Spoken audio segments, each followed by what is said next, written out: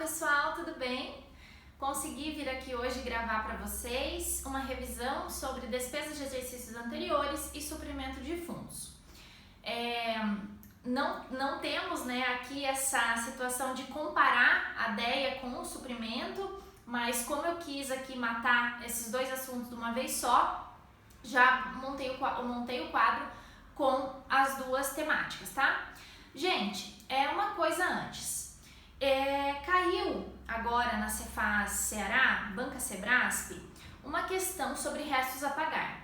Ele trouxe um cenário em que houve o empenho de uma despesa e a entrega do bem ocorreu no dia 29 de dezembro, tá?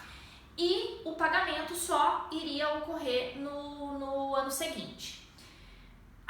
O gabarito preliminar agora foi dado que seriam restos a pagar processados, tá? Eu tenho as minhas ressalvas com relação a isso, porque normalmente a banca, quando ela vai cobrar essa questão do RP processado, ela traz a ideia de que houve efetiva entrega, houve liquidação, que a despesa foi liquidada, que a despesa foi efetivamente liquidada. Ela traz esse cenário, tá?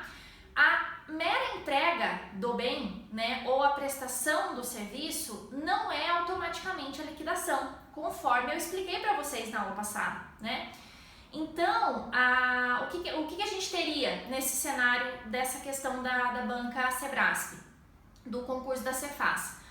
A gente teria um cenário de restos a pagar não processados em liquidação. Por quê? Porque o fato gerador ocorreu, só que a liquidação ainda não foi efetivada. Porque pensa, pessoal, como é que eu vou fazer o processo total de liquidação, que é um procedimento administrativo dentro daquele órgão, daquela entidade, que acontece no setor competente, que vai verificar se está tudo correto? Como que eu vou fazer isso em um dia e meio? Uma entrega de um lote, por exemplo, não tem como. Na prática é impossível, tá? Tanto que nós temos os restos a pagar não processados a liquidar e em liquidação. É exatamente para esse cenário que eu tenho o RP não processado em liquidação. Para um cenário em que eu recebo aquela encomenda, que eu recebo bem ou que me prestam aquele serviço, mas que eu não tenho tempo hábil para efetivar a liquidação, para terminar a liquidação.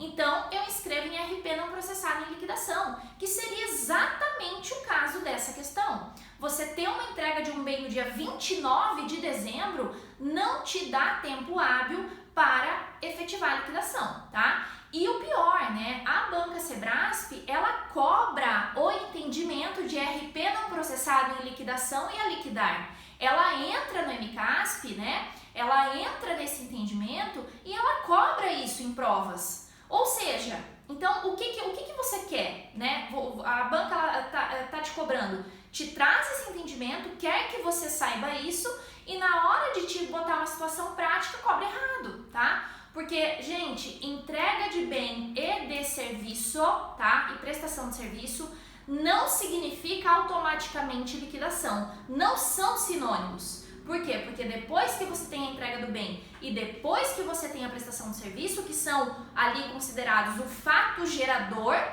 daquela despesa, é que vai dar início ao processo de liquidação, tá? Então, fica aí minha ressalva com relação a isso. Eu não concordei com esse gabarito, não concordo com esse gabarito, acho que ele é passível de recurso. E, na minha opinião, e na opinião de outros professores também, é um RP não processado em liquidação, por não haver o tempo hábil para liquidar, beleza? Mas vamos então aguardar aí o entendimento, leva para a prova, eu vou fazer aqui com vocês essa ressalva, para vocês levarem para a prova este entendimento, de que se ele te trouxer um cenário em que há a entrega do bem, a prestação do serviço, entenda que aquilo é liquidação. Porque até o momento agora, nessa prova desse domingo, entenderam assim, tá? Entenderam assim. Entregou o bem dia 29 de dezembro, ele considerou que já foi liquidada a despesa. Então, vamos tomar isso como um precedente, beleza? Pelo menos nesse gabarito preliminar. Vamos acompanhar isso e o gabarito definitivo vai ser desse jeito também. Beleza, pessoal? Então tá, vocês sabem que eu sempre vou atualizando vocês com relação a isso, Se tiver alteração de gabarito, se tiver alteração de entendimento, eu venho aqui e comento com vocês, beleza? Ah, outra coisa, não me responderam, tá? Banca Sebrasp não me respondeu. Eu entrei em contato lá no saque e não tem nada, né? Eles não me respondem, enfim, não me falaram se aquele edital de retificação, se ele vai ser contado lá do primeiro edital, que é a regra, porque o edital de retificação ele retroage, né? Ele é uma correção, então ele retroage. Então, como regra vai ser isso. Ou se ele vai contar a partir da publicação do edital de retificação, tá bom? Mas, de qualquer forma, todas aquelas alterações bizarras que nós tivemos, né? Bizarras que eu digo que são muitas, vocês não precisam levar para a prova, beleza? Então tá. Gente, vamos entrar aqui em DEA, que são despesas de exercícios anteriores. DEA não se confunde com RP, não é sinônimo, não tem nada a ver, tá? A DEA, pessoal, vai ser aquela despesa que ela vai ser empenhada, liquidada e paga dentro do mesmo exercício, ou seja, o empenho está dentro do exercício que também está o pagamento, então estão juntos no mesmo exercício. Só que esta despesa aqui, ela se refere a um fato gerador que está no exercício passado. Então, diferentemente do RP, o RP o que a gente tem? Um empenho lá atrás e a liquidação e pagamento em outro exercício, ou um empenho e liquidação lá atrás e o pagamento no outro exercício. Ou seja, o empenho está no exercício e o pagamento está em outro. Esse é o RP. A DEA não. A DEA, empenho, liquidação e pagamento, tudo no mesmo exercício, relativos a um fato gerador que está no exercício passado. Ok? Ótimo. Quais são aqui, pessoal, as três hipóteses que nós temos de DEA? Nós temos as despesas relacionadas, né, relativas a exercícios encerrados, em que o orçamento consignava crédito próprio e com saldo suficiente para atendê-las. E essas despesas aqui não se tenham processado na época própria. O que seria isso, né? O que é? Porque, nossa, consignava crédito próprio, tinha saldo suficiente para atender, é uma despesa de exercício errado, o que é isso? Na tua prova vai ver isso aqui, ó. É uma despesa cujo empenho foi anulado ou foi considerado insubsistente, beleza? É isso que você tem que levar para a tua prova. Te trouxe um cenário em que houve a anulação de um empenho, ou o empenho foi considerado insubsistente, inexistente, enfim, você vai fazer o quê? Vai de novo, num próximo exercício, vai empenhar, liquidar e pagar este empenho. Por quê? Porque o que aconteceu aqui? Aqui o serviço foi prestado. Aqui o bem foi entregue ou o serviço foi prestado. Mas aconteceu um problema ali, tá? Então nós tínhamos o orçamento consignava crédito próprio, tinha saldo suficiente para atender, mas por ele ter sido considerado um empenho insubsistente ou por ter sido anulado, nós tivemos esse problema. Aí vem o credor e fala assim, viu, eu quero receber, meu filho, e agora? Aí vai lá a administração pública e faz empenho, liquidação e pagamento relativo a um fato gerador que está no exercício anterior, ou seja, esse empenho que foi anulado, este empenho que foi considerado insubsistente, tá bom? Lindo. Segunda situação que nós temos, restos a pagar com prescrição interrompida. Mas professora, o artigo 70 foi revogado, então a gente não tem mais isso. Verdade?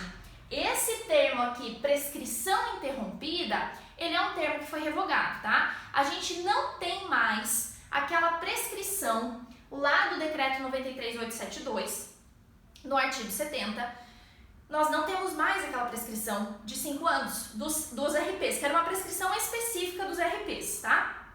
Nós não temos mais aquilo. Só que, pessoal, de qualquer maneira, uma dívida, né, com o poder público, ela prescreve, de qualquer forma. Então, quando alguém, um credor, um particular, ele quer receber alguma coisa da Fazenda Pública, né, essas dívidas aí contra a Fazenda Pública, elas vão prescrever em 5 anos. Tá bom? Então, essa prescrição, ainda que esse decreto aqui a gente tenha tido esse artigo revogado, 70, ainda assim o RP vai prescrever, tá? Porque não é porque ele prescreveu que a administração prescreveu.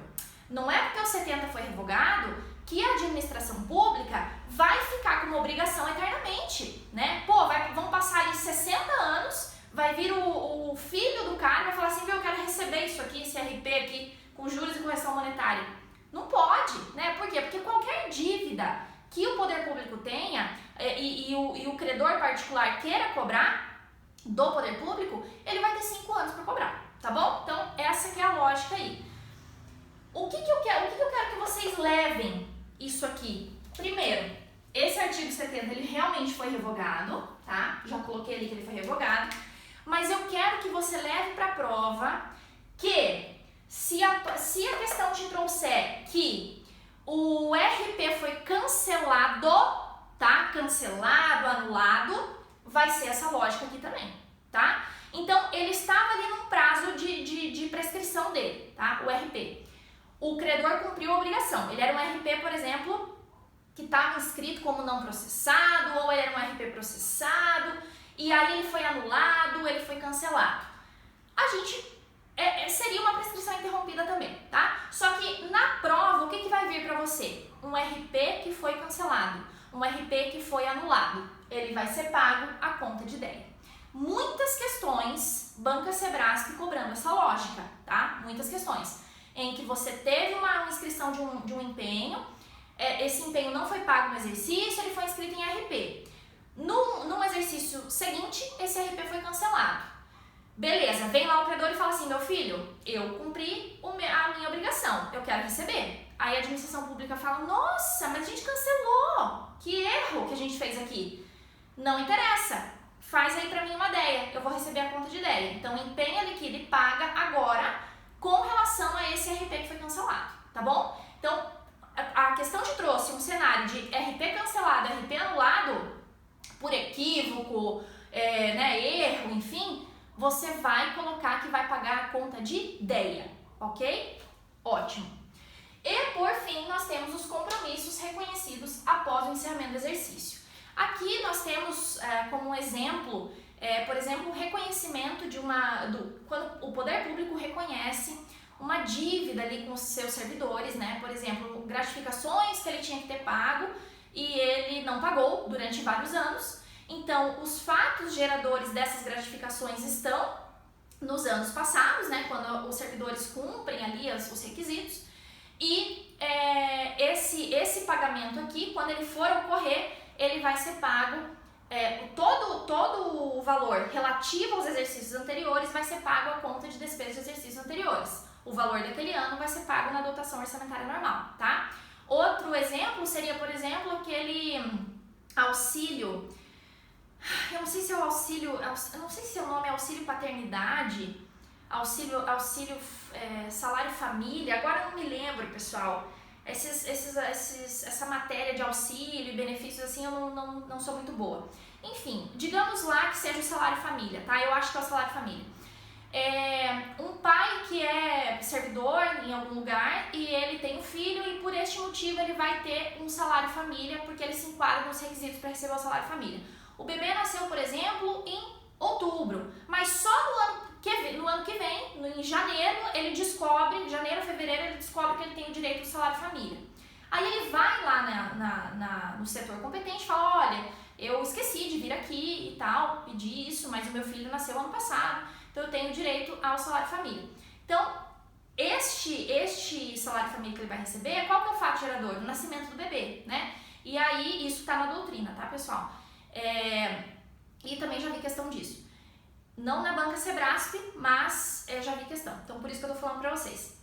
O nascimento do bebê configura o fato gerador e o que tiver que ser pago relativo àquele exercício anterior vai ser pago a conta de despesas de exercícios anteriores, tá bom? Então, sempre que o fato gerador está ali atrás, né? Mas é um compromisso, por exemplo, que o fato gerador está ali atrás, mas ele foi reconhecido num exercício seguinte, ok? Então, compromissos reconhecidos após o encerramento do exercício. Como regra aqui, nós vamos ter essas obrigações decorrentes de lei, tá bom? Mas, gente, aqui a lógica é a mesma, né? A lógica é a mesma. Algo que estava lá atrás não se processou no momento correto, ou eu anulei, ou eu cancelei, tá?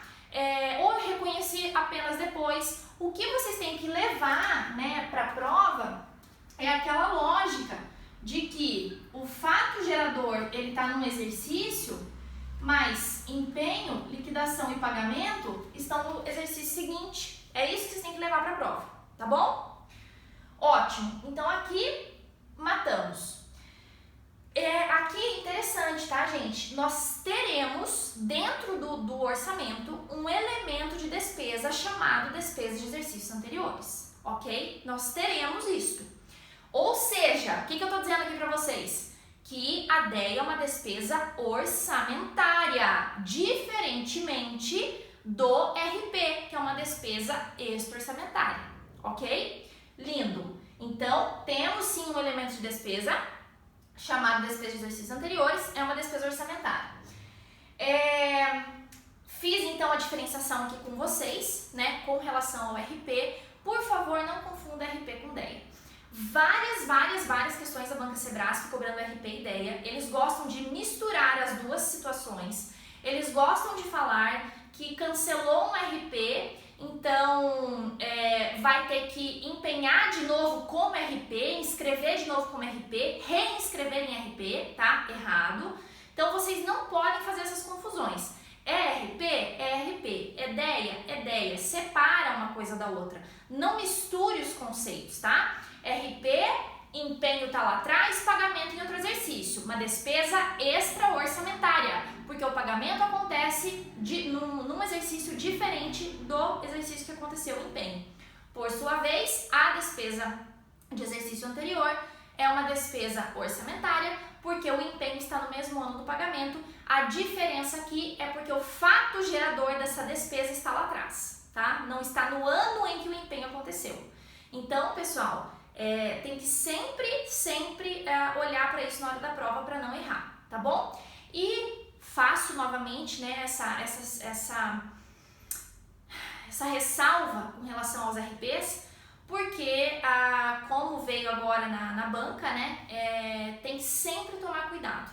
Se a banca, então, num primeiro momento aí, se a banca te trouxer que entregou o bem, que prestou o serviço, você vai entender que foi liquidado, tá? Porque nós tivemos agora esse gabarito preliminar como correto, tá? Tomara que saia o gabarito definitivo antes da nossa prova, vou dar uma olhadinha nisso. Vamos ver o que eles vão resolver, né? Mas seria tão maravilhoso se saísse antes, porque a gente já saberia um posicionamento melhor da banca, tá bom? Ótimo. Pessoal, vamos entrar aqui agora em suprimento de fundos.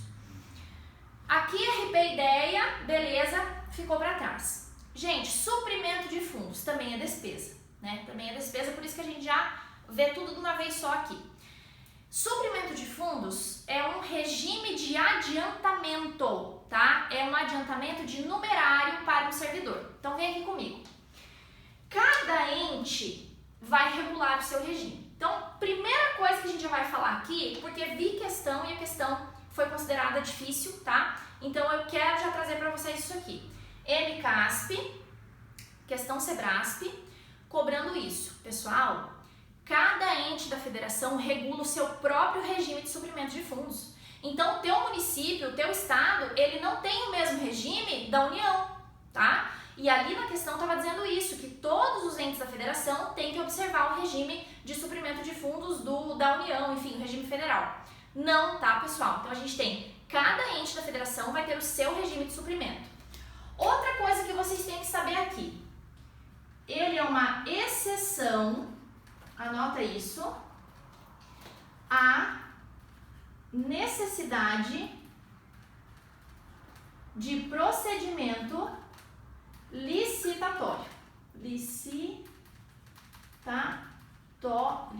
Tá? Caiu agorinha também na banca Sebrasp, no concurso aí da Cefaz Ceará.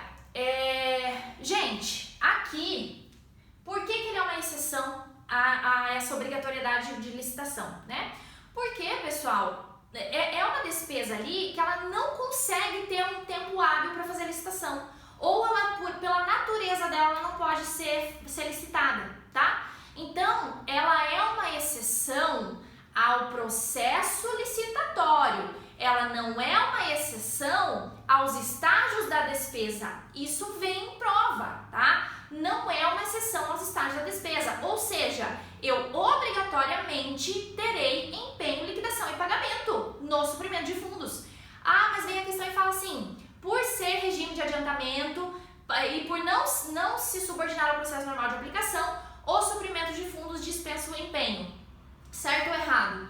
Erradíssimo, tá? Não marque isso como correto, tá completamente errado. Tem que ter empenho, tem que ter liquidação e tem que ter pagamento. Pessoal, não vamos cair nessa casca de banana, beleza?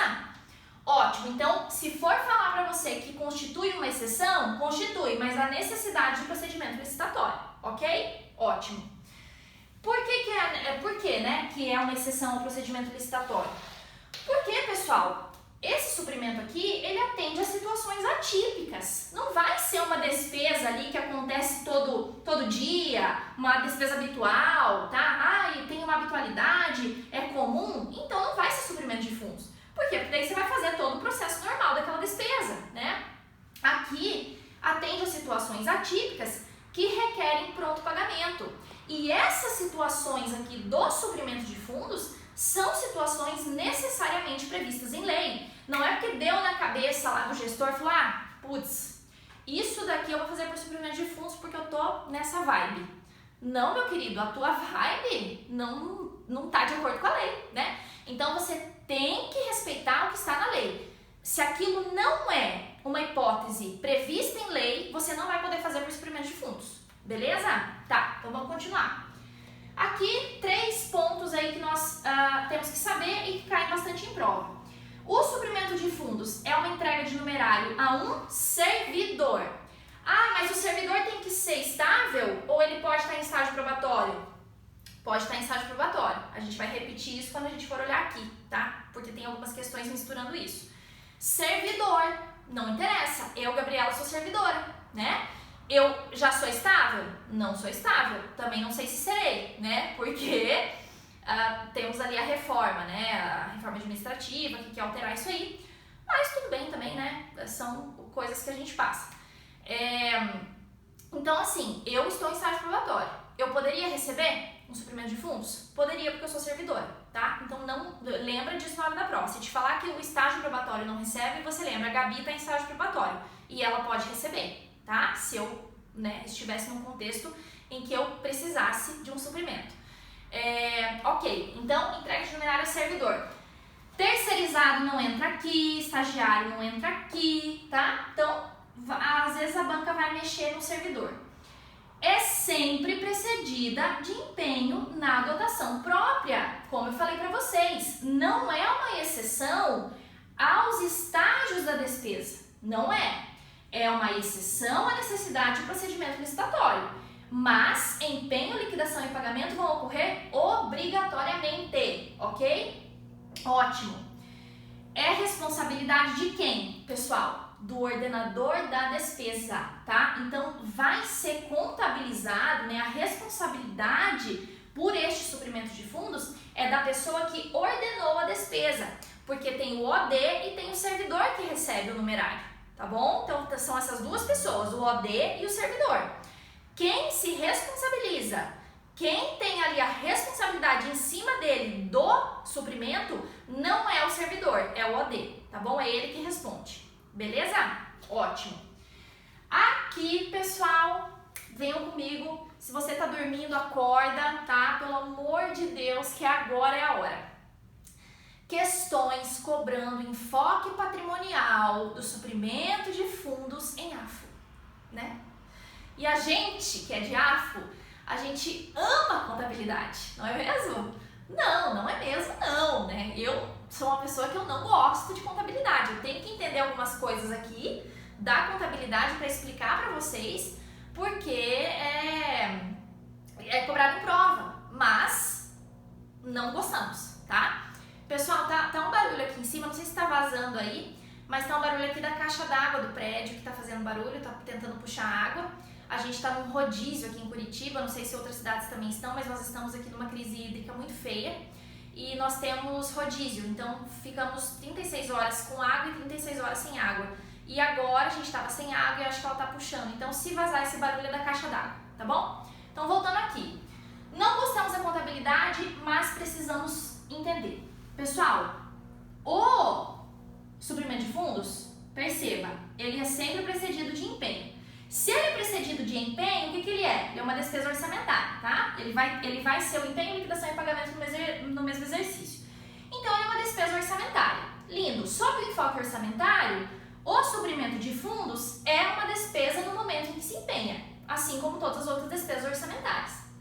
Mas, no enfoque patrimonial, ele não é despesa, não, tá? Por quê, pessoal? Porque no momento em que eu faço a liquidação do meu suprimento de fundos, eu faço empenho, liquidação e pagamento.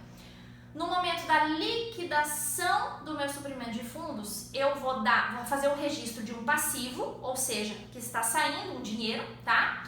Só que eu também vou registrar um ativo, que é um direito que a administração pública tem de receber aquele bem ou de ter aquela prestação do serviço que aquele servidor vai fazer futuramente. Porque é um adiantamento de numerário para o servidor. O servidor vai pegar aquele valor e depois só que ele vai fazer aquilo, que ele vai comprar aquilo que ele precisa comprar, que ele vai contratar e vai pagar aquela pessoa, tá? Então, no momento da liquidação da minha despesa, o que acontece? Eu registro um passivo do tipo, está saindo dinheiro, né? Vai sair dinheiro, só que ao mesmo tempo eu registro um ativo do tipo não, né? Eu registro um ativo no sentido de dizer assim, estou aqui desembolsando, mas estou com o direito de receber um bem ou um serviço que este servidor, que recebeu o numerário, vai fazer, né? Essa despesa que ele vai fazer vai me gerar um bem, vai me gerar um serviço. Então, na prestação de contas do servidor, é que nós teremos a despesa pelo enfoque patrimonial, tá? Na prestação de contas. Por quê? Porque aí eu sei que aquele bem entrou no meu patrimônio, né? Ou entrou no meu patrimônio não, aquele bem foi entregue ou aquele serviço foi prestado. Então eu recebi efetivamente aquilo que eu paguei, tá?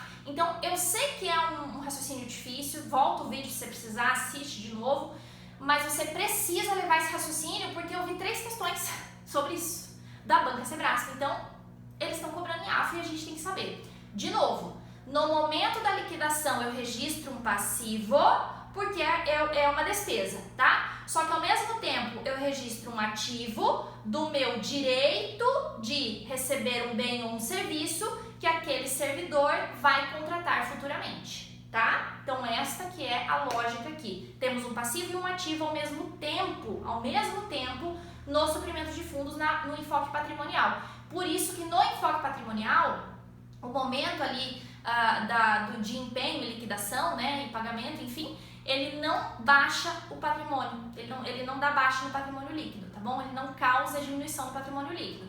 Só vamos ter a despesa pelo enfoque patrimonial no momento da prestação de contas daquele servidor, tá? Que daí ele vai dizer, olha, este foi o bem, este foi o serviço, ok? Ótimo. Mas no enfoque orçamentário é despesa orçamentária, tá bom, pessoal? Lindo. Gente, o que mais aqui? Despesa. Decreto 93.872. Isto vem em prova, você vai ter que saber, né? Como regra, quando o suprimento de fundos é cobrado toda a parte ali do âmbito federal. Se ele quer cobrar especificamente do âmbito estadual, municipal, isso vai ter que vir na tua prova, qual que é o decreto, qual que é o regulamento, enfim, tá? No edital. Então, vamos lá, gente. Nós temos aqui 3 hipóteses que vão ser abarcadas pelo suprimento de fundos. Então, primeira delas, uma despesa eventual, inclusive viagens e serviços especiais, que exija pronto pagamento, tá? Pronto pagamento. Veja, atente-se, tá? Apegue-se às palavras mesmo, à literalidade dessas palavras. Se trocar aqui, ó, despesa de pequeno vulto que exija pronto pagamento, vai estar errado porque não é o texto que está no decreto 93.872. Então você precisa necessariamente se atentar ao que está no decreto, ok? Isso vem em prova. Isso vinha em prova quando eu fazia concurso. Isso aqui caía quando eu fazia concurso e continua caindo até hoje. Então vocês têm que saber. Então vem comigo. Despesa eventual que exija pronto pagamento. Segunda opção, despesas que vão ser realizadas em caráter sigiloso, por exemplo, aquelas operações da Polícia Federal. Então, as operações da Polícia Federal, você já pensou se vai licitar um serviço tal, licitar um bem tal? Sigiloso onde? né? Se a licitação é pública, tem que publicar edital, tem que fazer chamamento e não sei o quê. Não tem condição. Se aquela despesa obrigatoriamente tem que ser feita em caráter sigiloso, vamos fazer um suprimento de fundos, beleza? E aí, pessoal, o que vem na prova? Eles mudam isso aqui, ó. Porque a despesa em caráter sigiloso é de acordo com regulamento. E aí vem aqui lei, portaria, decreto, né? Enfim, etc. E é regulamento. E aqui embaixo é a mesma coisa, por isso que eu deixei os dois em vermelho. As despesas de pequeno vulto, lembra das despesas de pequeno vulto lá da lei de licitações, né? Mesma lógica, tá, pessoal? A gente vai abarcar essa lógica aqui. Só que aqui o limite do pequeno vulto vai ser estabelecido onde? Em portaria do ministro da Fazenda, que hoje é quem? O ministro da Economia, tá? O Ministério da Economia absorveu a função ali, né? Absorveu o Ministério da Fazenda. Então, se vier na tua prova de acordo com o decreto e te cobrar a literalidade de que vai ser de acordo com o limite definido em portaria do ministro da Fazenda, tá ótimo, tá lindo, porque é a literalidade. Mas se quiser fazer um contexto, dizer que atualmente é o Ministério da Economia, vai estar correto também, tá bom? Então, em portaria do ministro da Fazenda ou do ministro da Economia. Gente, isso daqui já veio em prova pra mim, tá? Isso aqui, essa questão do caráter sigiloso e do pequeno vulto. Essa situação aqui, regulamento ou portaria. Colocar aqui que a portaria do ministro da Fazenda é no caráter sigiloso, colocar que o regulamento é aqui embaixo. Então, tem que levar isso decorado pra prova. Eu lembro que eu decorei e eu nunca criei um macete, assim, sabe? Eu simplesmente decorei. Então, eu peço que vocês tenham esse cuidado de levar isso aqui pra prova de uma forma mais chapada, assim, sabe? Mais decorada mesmo, tá bom? Um outro ponto importante também é que um suprimento de fundos, ele pode se relacionar a mais de uma natureza de despesa. Então, ele não precisa necessariamente ser só relacionado a um tipo, né? A uma natureza de despesa. Podem ter mais de uma num suprimento de fundos. Então, um servidor recebendo um suprimento de fundos que se relaciona a mais de uma natureza de despesa. Se vier na tua prova, por exemplo, que um servidor só pode receber um suprimento de fundos que relacione a uma natureza de despesa. Isso está errado. Pode sim se relacionar a mais de uma, ok? Que mais que nós temos que falar? Isso aqui, gente. Isso aqui, vocês acreditam que isso aqui eu quase não coloquei aqui no quadro, mas quase que eu não coloquei. E eu vou pôr um monte de asterisco aqui. Porque eu fui dar uma olhada nas questões, né? Depois que eu montei o quadro, eu fui dar uma olhadinha nas questões. E tudo que tá aqui cai, né? Que é o básico, né? Que tem que ir pra prova sabendo. E aí eu tinha colocado isso aqui e eu falei, acho que eu vou tirar. Gente do céu, como cai isso aqui? Impressionante, impressionante. Você vai levar pra tua prova o quê? Você vai levar que a restituição de um suprimento de fundos pode ter dois efeitos, não é só um. E isso que eles pegam na hora da prova. Então vamos lá. Restituiu suprimento de fundos no mesmo exercício em que ele foi concedido. O que ele é? Ele é a anulação de despesa. Restituiu no exercício seguinte, o que ele é? Receita orçamentária. Leva isso pra prova e acabou. Leva isso pra prova, acabou. O que vem na prova? O que vem na questão? Se um suprimento de fundos for restituído, obrigatoriamente ele é anulação de despesa orçamentária. Se um suprimento de fundos é restituído, ele deve ser considerado receita orçamentária. Sempre assim, deve ser considerado receita orçamentária, deve ser considerado anulação de despesa. Anulação de despesa. Gente, são duas opções. E você tem que olhar qual que é o momento dessa restituição. Seja total ou seja parcial, tá? Não é só restituição total, não. Restituição total ou parcial do suprimento. Por exemplo, o servidor recebeu lá 100, mas ele só usou 50. Ele devolve 50, tá? Ótimo. Você tem que se atentar para isso. A banca te trouxe a lógica da restituição do suprimento de fundos, você para e respira. Você não vai marcar certo e errado de cara, você vai respirar. Você vai falar, tá, em que momento que essa restituição está acontecendo? É no mesmo exercício em que foi concedido o suprimento? Se é no mesmo exercício, eu vou anular uma despesa. Acabou, porque lembra que tem empenho, liquidação e pagamento. Ah, não, é no exercício seguinte. Então é receita orçamentária. Acabou, tá? Acabou. Só leva isso pra prova. Te trouxe a ideia de que sempre é receita orçamentária ou sempre é anulação de despesa? Errado das duas vezes. Por quê? Porque vai depender em que momento que essa restituição está acontecendo. Ok, gente? Gente, isso aqui é muito importante, vocês não têm noção. Muito importante, tá? E para finalizar essa parte aqui, depois a gente vai finalizar aqui. Não prestou contas no prazo, né? O servidor, ele tem obrigação de prestar contas. Então, ele vai receber um adiantamento de numerário, ele tem obrigatoriedade de prestar contas. O ordenador de despesa vai definir aquele prazo para prestação de contas, tá? Ele não prestou contas dentro do prazo. O que vai acontecer? O ordenador vai proceder à tomada de contas desse servidor aqui, tá? Que vai poder ser responsabilizado administrativamente, enfim, de todas as formas possíveis, tá? Gente, aqui as questões trazem o quê? Que o servidor, terminado o prazo de aplicação, haverá tomada de contas automática dele. Tá? Não é tomada de contas automática, nós não temos tomada de contas automática. Tomada de contas pelo ordenador de despesa só vai rolar se aquele servidor tá muito desidioso. Poxa, ele aplicou, passou o prazo para ele prestar as contas para mim, ele não me prestou contas ainda. Pô, aí está de sacanagem. Aí eu vou lá e faço a tomada de contas. Agora, não existe tomada de contas automática. Não é porque o prazo ele aplicou, já existe a tomada de contas automática. Não, isso vem em prova, essa situação da tomada de contas automática. Não vai por essa linha. A linha é, ele tem um prazo para aplicar o suprimento de fundos, ele fez a aplicação, prazo para aplicar, fez a aplicação, prazo para prestar contas disso, não prestou contas, aí vem a tomada de contas, ok? É só se ele não prestou contas dentro do prazo. Ótimo. Gente, por fim aqui, isso também vem bastante em prova, né? Esse suprimento de fundos é um tema que a banca Sebrasp gosta bastante de cobrar. Então, quem que não vai receber suprimento de fundos?